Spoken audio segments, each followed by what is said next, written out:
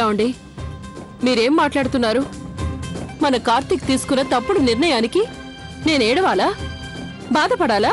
నువ్వింత కఠినంగా ఎలా ఉండగలుగుతున్నావు? ఏంటండి మీరెందుకు ఇలా అంటున్నారు? నేను తీసుకున్న ఈ నిర్ణయం ఒకవేళ తప్పైనప్పుడు మరి మీరు ఎందుకు నా నిర్ణయాన్ని సమర్థించారు? ఎందుకు సమర్థించావంటే మేము నీకు లోగడ ఉంటానని ప్రమాణం చేశాం కాబట్టి. ఆ ప్రమాణాన్ని అతిక్రమించడం మా వ్యక్తిత్వం కాదు. అయినా ఈ విషయం గురించి నీకు నేను ఎన్నోసార్లు తెలియజేశాను. నీ ఈ అహంకారపూరిత స్వభావము, కఠినమైన నియమ నిబంధనలు కుటుంబానికి హాని చేస్తాయి అని. వాటి వల్ల కుటుంబం చిన్నాభిన్నం అవుతుంది. ఆ మాటలే నిజమయ్యాయి. ఏమండి, మన కుటుంబం ఇలా అవ్వటానికి లవ్లీ కారణమైతే నన్నే వేలెత్తి చూపిస్తున్నారే. మీకు తెలుసు ఆ పిల్ల అన్ని వేళలా మన ఇంటి నియమాలకు వ్యతిరేకంగానే నడిచింది అని.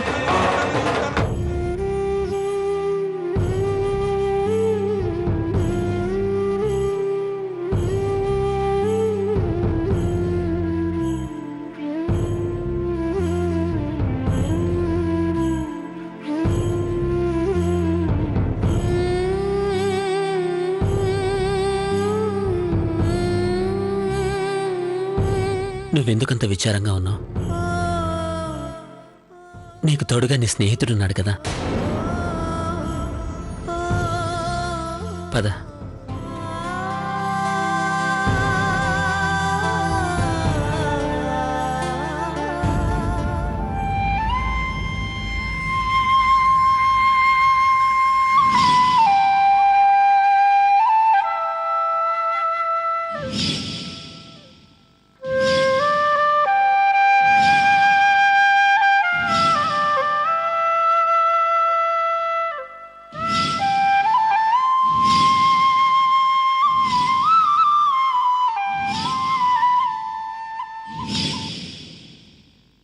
తక్కువ సమయంలో ఈ ఇంటితో నాకింత అనుబంధం ఏర్పడుతుందని నేనెన్నడూ అనుకోలేదు.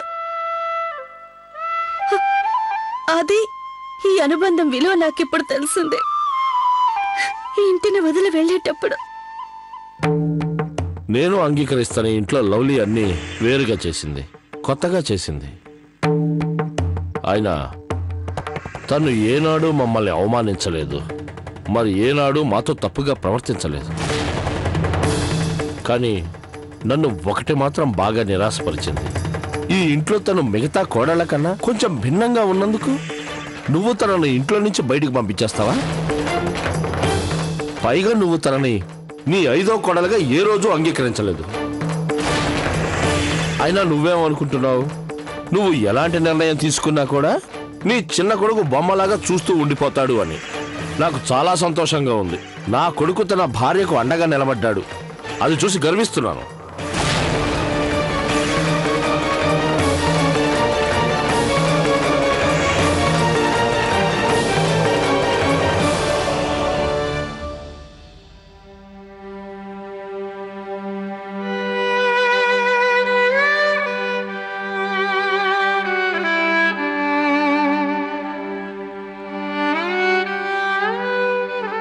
ఇక్కడుండి కన్నీళ్లు పెట్టడం వల్ల లాభం లేదు. ఇప్పుడు మనం ఈ కుటుంబ సభ్యులం కాదు. నిజం చెప్పనా లవ్లీ, అమ్మగారు తన నిర్ణయం చెప్పగానే కొన్ని నిమిషాల పాటు నాకేం చేయాలో అర్థం కాలేదు. ఆ తర్వాత నా అంతరాత్మ నన్ను హెచ్చరించింది. ఎక్కడైతే నా భార్య ఉందో, నా జీవిత భాగస్వామి, నేను తనతో పాటే ఉండాలంది. ఏ ఇంట్లో అయితే నా భార్యను వేలెత్తి చూపారో ఆ ఇంట్లో ఒక్క క్షణం కూడా ఉండకూడదు. ఇంత జరిగిన తర్వాత అయినా కళ్ళు తెరిస్తే మంచిది. నీ మనసు పొరలను తొలగించి ఒకసారి చూడు. ప్రస్తుతానికి నిజమేంటంటే మీ నియమ నిబంధనల వల్ల మీ ముద్దుల కొడుకుని కోడల్ని నువ్వు దూరం చేసుకుంటున్నావు. ఇకపై కూడా మీ ప్రవర్తన ఇలాగే ఉంటే నెమ్మది నెమ్మదిగా మా అందరినీ దూరం చేసుకుంటారు. ఇకపై కూడా మీ ప్రవర్తన ఇలాగే ఉంటే నెమ్మది నెమ్మదిగా మా అందరినీ దూరం చేసుకుంటారు. ఇప్పుడే కదా నాన్నగారు అన్నారు మీకు తోడుగా ఉంటానని. అది చూసిన తర్వాత నాకు కూడా అర్థమైంది, నేను కూడా నా భార్యకు తోడుగా ఉండాలని. మన పిల్లలు ఎప్పటికీ మనవాళ్లే. మనం చేసే చిన్న చిన్న పొరపాట్ల వల్ల వాళ్ళను ఎంతగానో బాధ పెట్టిన వాళ్ళం అవుతాం. నేను కూడా లవ్లీతో పాటు ఇల్లు వదిలి వెళ్ళిపోతున్నాను. ఇకపై కూడా మీ ప్రవర్తన ఇలాగే ఉంటే నెమ్మదిగా మా అందరినీ దూరం చేసుకుంటారు. మనం చేసే చిన్న చిన్న పొరపాట్ల వల్ల వాళ్ళను ఎంతగానో బాధ పెట్టిన వాళ్ళం అవుతాం. నేను ఈ తప్పుడు నిర్ణయం ఎలా తీసుకోగలిగాను?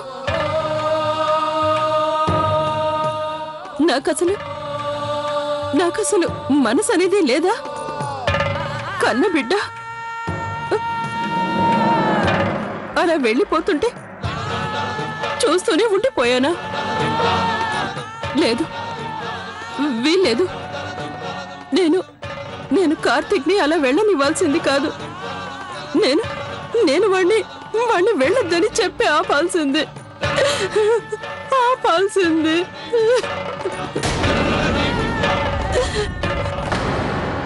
కానీ కార్తీక్, నా అంతరాత్మ నన్ను ఈ విషయంలో నిందిస్తుంది. అయితే నా వల్ల ఈ ఇంటి ముద్దుల కొడుకు తన వాళ్ళని వదులుకోవాల్సి వచ్చింది. దీనికి నన్ను నేను ఎన్నడూ క్షమించుకోలేను. చూడు లవ్లీ, ఇంట్లో జరిగిన సంఘటనలన్నిటికీ నిన్ను నువ్వే అనవసరంగా నిందించుకోకు. నేను నీ మీద సానుభూతి చూపించట్లేదు. నేను ప్రాణంగా ప్రేమిస్తున్నాను. నిన్ను పెళ్లి చేసుకున్నాను. నువ్వు చేసిన అన్ని పొరపాట్లలో నాకు కూడా సమానమైన భాగం ఉంది. అందుకని లవ్లీ, నిన్ను నువ్వు బ్లేమ్ చేసుకోవడం ఆపేసే.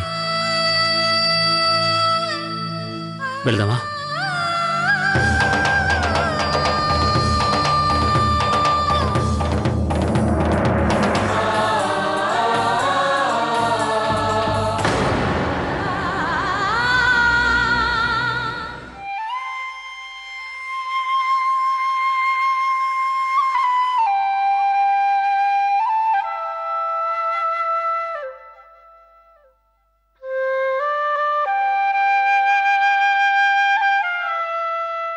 కార్తీక్, మనం ఇలా ఎక్కడెక్కడని తిరుగుతాం?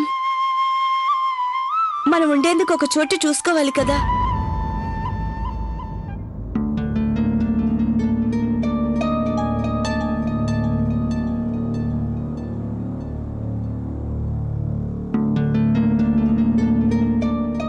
కాసేపు అలా గార్డెన్లో కూర్చుందాం.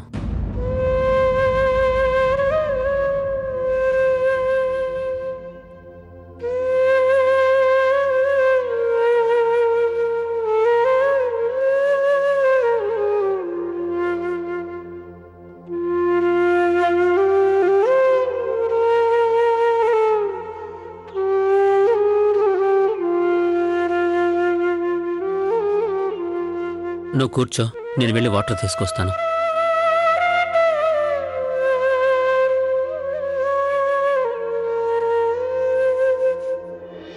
తప్పులు పొరపాట్లు మనం ఎన్నో చేశాం, గొడవలు పడ్డాం, కొట్లాడాం.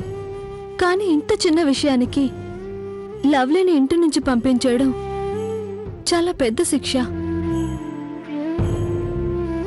అక్క, దీనివల్ల తెలిసిన నిజమేంటంటే ఇలాంటి తప్పులు మన వల్ల జరిగినా సరే అత్తయ్య గారు మనల్ని కూడా ఇంట్లోంచి పంపించేస్తారు.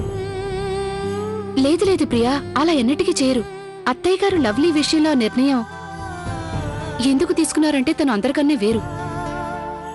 అసలండి నాకైతేనేమో అత్తగారు తీసుకునే నిర్ణయం ఎంతో భయపెడుతోందండి.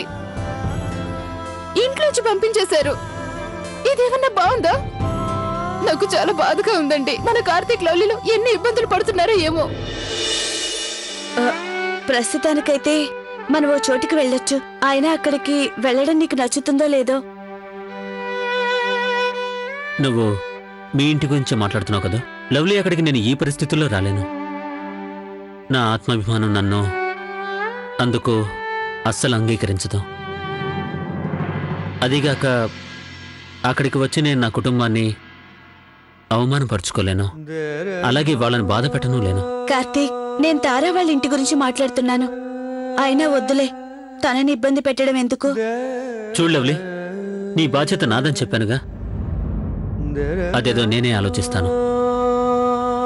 కార్తీక్, నాకు నీ మీద పూర్తి నమ్మకం ఉంది. నువ్వెక్కడికి రమ్మంటే నేనెక్కడికి వస్తాను. అలాగే నాకు నువ్వు తోడుగా ఉన్నందుకు థ్యాంక్స్.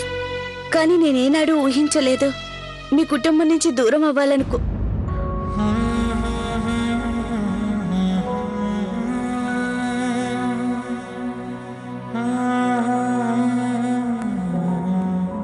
లవ్లీ, నువ్వు పదే పదే థ్యాంక్స్ ఎందుకు చెప్తున్నావు? నేను ఏ నిర్ణయం అయితే తీసుకున్నానో అది మన కోసమే తీసుకున్నాను. అండ్ ఐఎమ్ షూర్ నువ్వు కూడా నా ప్లేస్లో ఉంటే ఇదే నిర్ణయం తీసుకుంటావు. నిజం.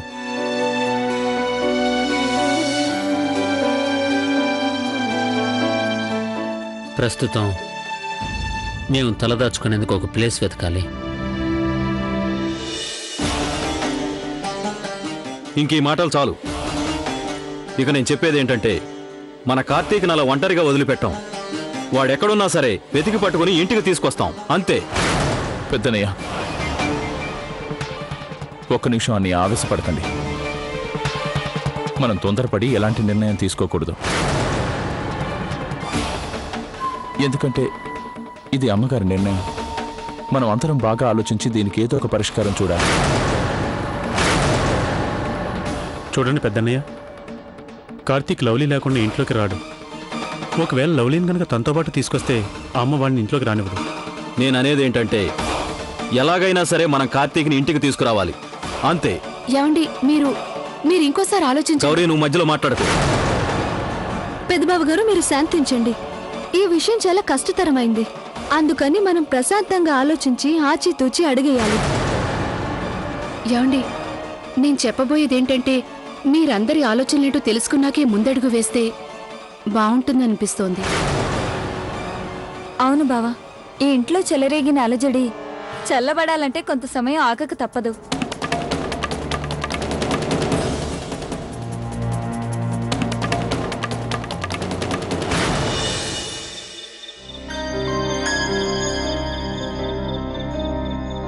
వీలు కదంటావా?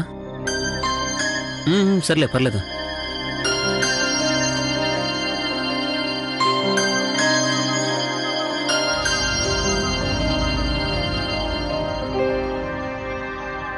చూస్తుంటే ఈ రాత్రికి మనం ఇక్కడే ఉండిపోవాలేమో.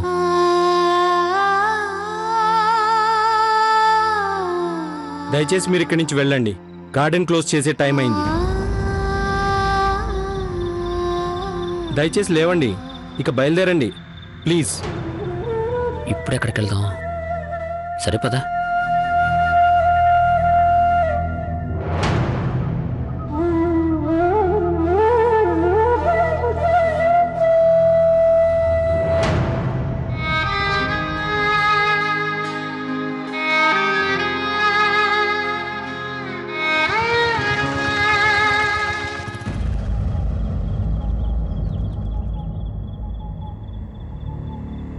కార్తీక్, మనం ఇప్పుడు ఎక్కడికి వచ్చాం? లవ్లీ, నేను మనిద్దరం ఈ రాత్రి ఉండేందుకు ఓ చోటు వెతుకుతున్నాను. మీరు ఇంకెంతసేపు తిప్పుతారు ఇలాగా? నాకు ఇంటికెళ్లే వేళైంది, ఇక మీరు దిగిపోండి. అలాగే భయ్యా.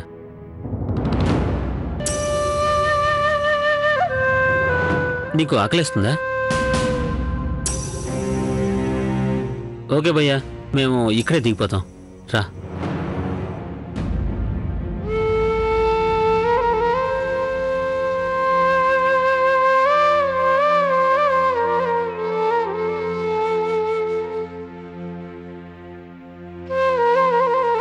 లవ్లీ, నువ్వు వెళ్ళి అక్కడ కూర్చో, నేను ఫుడ్ ఆర్డర్ చేసొస్తాను.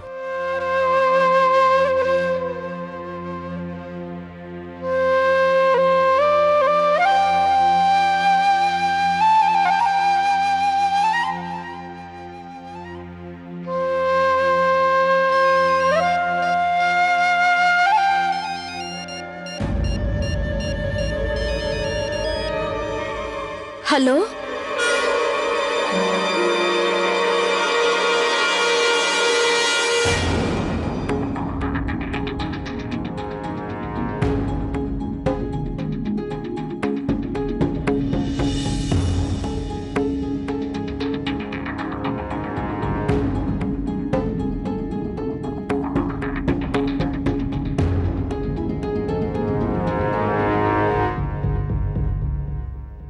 కార్తీక్, నాకిప్పుడు వచ్చిన ఐడియాని మనం ఫాలో చేస్తే మనం మళ్ళీ హాయిగా మన ఫ్యామిలీతో ఉండొచ్చు. లవ్లీ, నువ్వు మళ్ళీ ఇంటికి వెళ్ళడం గురించి ఆలోచిస్తున్నావా?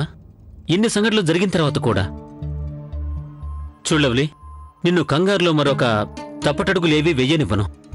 నేనున్నానుగా, నేనే ఏదో ఒక ఏర్పాటు చేస్తానులే. కానీ కార్తీక్, ముందు నేను చెప్పేది విను.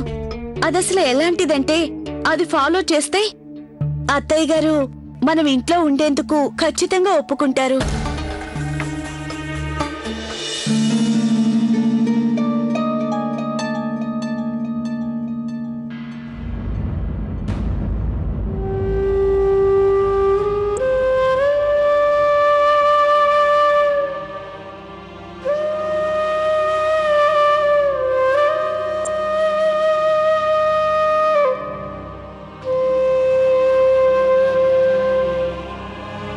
మీనాక్షి,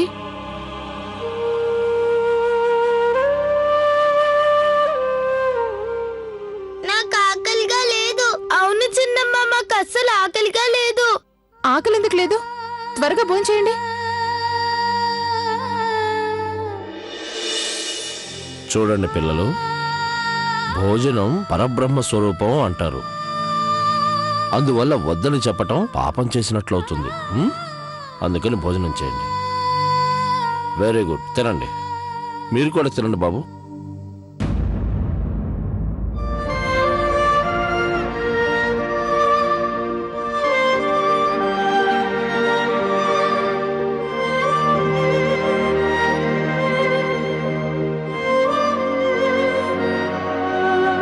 మావయ్య గారు, అత్తయ్య గారు భోజనం చేసేందుకు కిందికి రానన్నారా? అవును తల్లి, ఈరోజు తన భోజనానికి రాదు.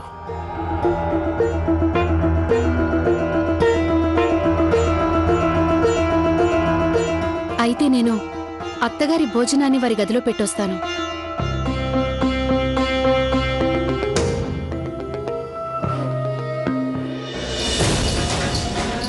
నీ నిర్ణయాన్ని చెప్పను. నేను కూడా లవ్లీతో పాటు ఇల్లు వెళ్ళిపోతున్నాను.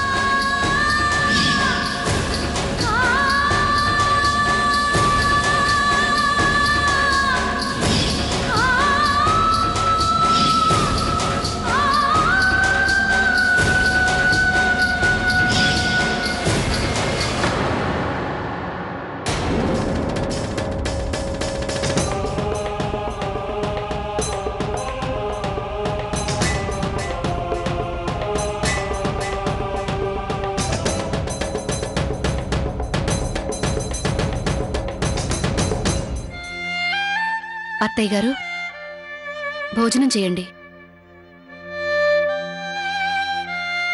వద్దు, నాకు ఆకలిగా లేదు.